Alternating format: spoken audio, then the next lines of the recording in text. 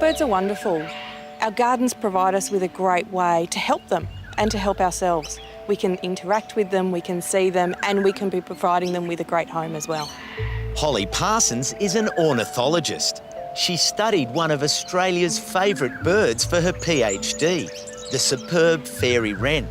And she's the program manager for the Birds in Backyards project. If anyone knows how to attract birds into a garden, Holly does. So, Holly, what's the secret? Well, water is really important for birds. So I'll talk a little bit about that in a minute. But really what we want is to be providing a garden with food and shelter. We do that, of course, through putting plants in the ground. So you're looking at things like ground covers, then shrubs, and then right up to the canopy. Absolutely. Let's take a look at those three levels, starting at the bottom, lawns and ground covers. Now, most people wouldn't think of grass of being much benefit to birds. Well, a little bit of lawn can be a good thing for birds. We don't want a garden that's entirely lawn, but some birds will use it. So your magpies, your sulphur-crested cockatoos, they'll come down on the lawn to feed, and the things like your kookaburras and your butcher birds as well will be looking for any movement on the lawn to be able to snaffle for a feed. But it's not only the big birds, some little birds do like a bit of lawn space as well. So superb fairy wrens, my favourite bird, love coming out on the lawn to hunt for insects. That's where they do all their feeding. What's even better is if you can let a little bit of your lawn go to seed, and then you've got some little seed heads which are going to be great for the parrots and finches to feed on. Now, where your lawn ends, it meets the garden, and there's always mulch there. How critical is mulch in all of this? Well, mulch is essential for a bird-friendly garden, and it's going to provide lots of spaces for invertebrates, which means the birds are going to be the ones that are going to be scurrying through it looking for them to eat. Now to the second layer in the garden, the middle layer, or understory. We have open lawn space, we have tall trees, but we're forgetting all the stuff in the middle. And it's that middle layer that's really important for a lot of our birds. So things like your Banksias, your tea trees, hakeas are fantastic. Yeah, the hakeas are great because they're spiky and it provides a lot of protection. That's right, so lots of little birds love hiding in them. It gives them that sense of security. And things like your Ned Kelly grevillea here, great for a lot of the big birds, lots and lots of nectar.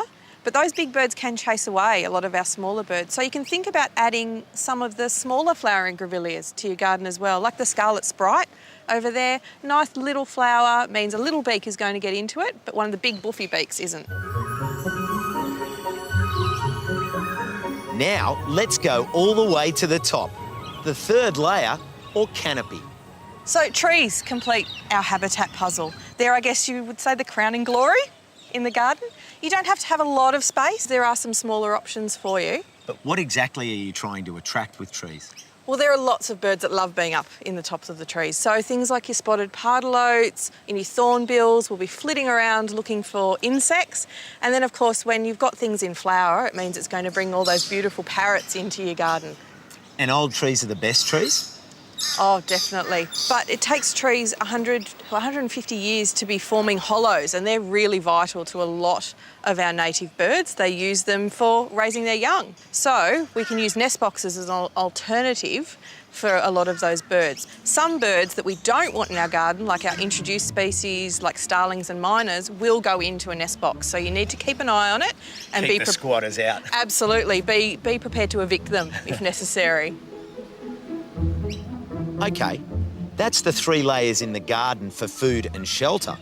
But what do we need to know about providing water? Water's a really great way to attract birds to your garden, and there's some simple things to do. So you can use ponds with lovely moving water like this, or you can go for bird baths. So a saucer on the ground or a pedestal bath, they're going to attract different types of birds to them. But it's always important to make sure that the water's clean, because birds are drinking and bathing in it, of course. And also make sure that the birds feel safe. So we've got a branch over the top here, we've got some shrubs behind us. It means that the birds can come and see that there's no approaching danger. They can have a splash around and they've got an escape route that they can use.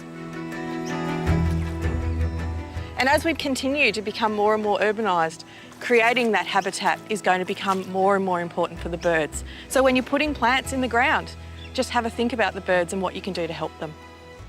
This coming week, you can help Holly and other scientists with the conservation of our precious bird life by taking part in the Aussie Backyard Bird Count.